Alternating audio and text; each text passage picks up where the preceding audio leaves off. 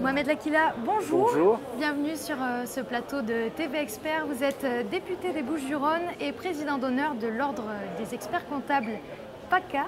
Alors, vous êtes présent à ce 8e congrès régional de la profession qui a pour thème l'humain et le numérique. Alors, d'abord, quelques mots sur cette thématique. Oui, d'abord, je n'ai jamais manqué un seul congrès depuis que je suis expert comptable, c'est-à-dire depuis 1991. Donc je suis encore ravi d'être là. D'abord ce congrès, moi je rends hommage à son président qui a eu le courage de l'organiser en présentiel. Il fallait le faire. On est dans une période très difficile où le virus est là. Il va falloir continuer à y vivre surtout avec. Ça veut dire quoi? Ça veut dire qu'organiser ce genre d'événement, il ne faut pas les supprimer parce que derrière c'est des emplois qui sont à la clé. C'est des entreprises qu'on aide aujourd'hui et qu'il va falloir accompagner. Donc merci encore au président Canesi et à son équipe d'avoir organisé en présentiel ce congrès avec, vous avez vu, on porte tous des masques. Moi je porte un masque, j'ai la chance de porter un masque en plus français. On voit mon expression et il faut effectivement que les Français vivent avec ça aujourd'hui. Malheureusement, on n'est pas encore à la découverte d'un vaccin et donc il va falloir vivre avec.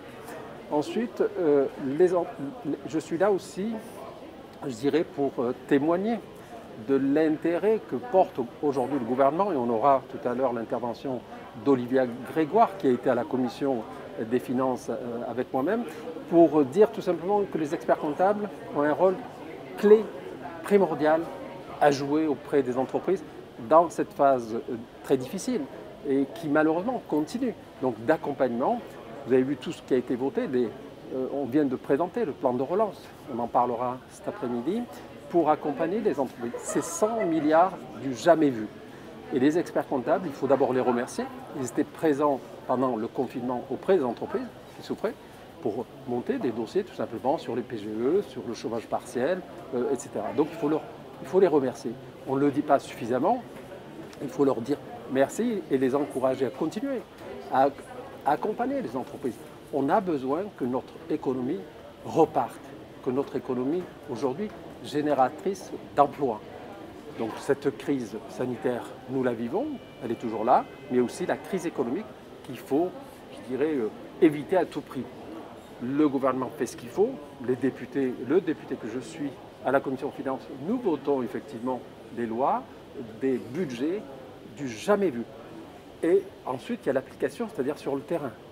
Et aujourd'hui, l'acteur principal auprès de la TPE-PME, c'est l'expert comptable. Alors, en cette période de crise, les experts comptables ont montré plus que jamais qu'ils étaient indispensables à la vie économique du pays.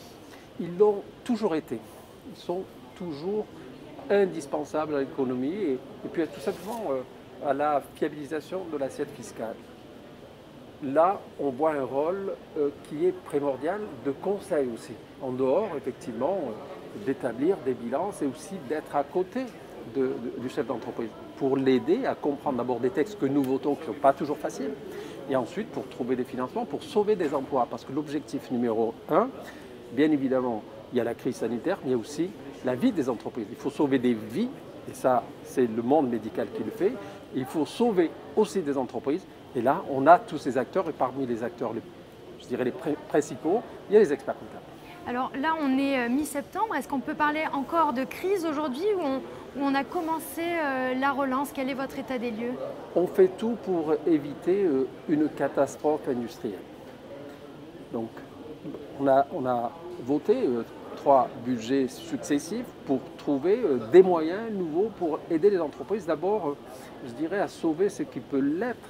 Mais derrière ça, il y a la relance.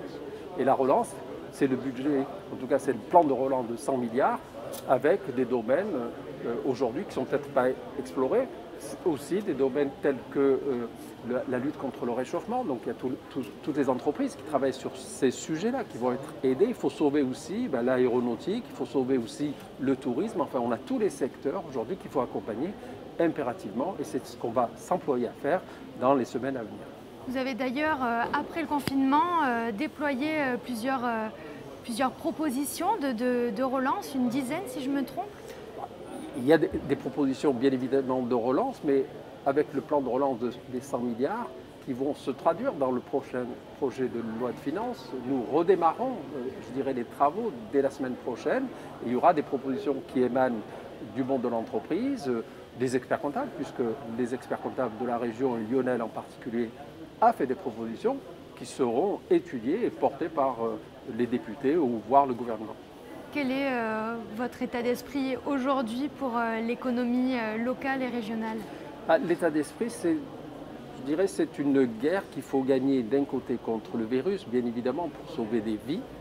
Et de l'autre côté, c'est une guerre aussi qu'il va falloir mener, une bataille qu'il va falloir mener pour sauver nos entreprises et sauver des emplois.